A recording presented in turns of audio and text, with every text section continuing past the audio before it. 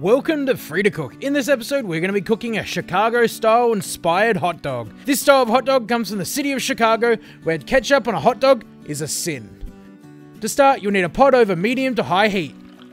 Fill halfway with boiling water from the kettle.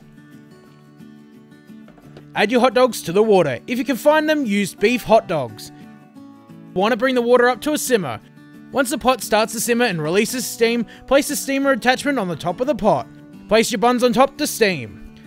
Alright, I know, before you start screaming at me in the comments, I know these buns are meant to be poppy seed buns, but I wasn't able to find any here in Australia. After 5 minutes, the buns should be soft and the hot dogs should be cooked.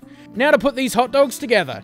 Cut the bun down the middle. Before taking one of your hot dogs, make sure to let the water drain off the hot dog, otherwise your buns will get soggy. Place the hot dog in the middle of the bun. Then add a single line of American mustard down the center. Next, spoon on some bright green sweet pickles.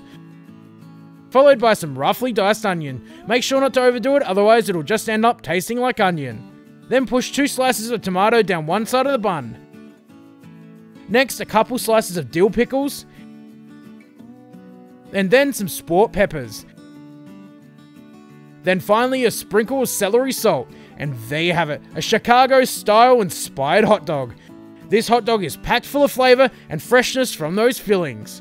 If you can, make sure to use a poppy seed bun. If you found this recipe helpful, don't forget to share it, subscribe to the channel, like us on Facebook, follow us on Instagram, and if you have any recipe suggestions, leave them in the comments.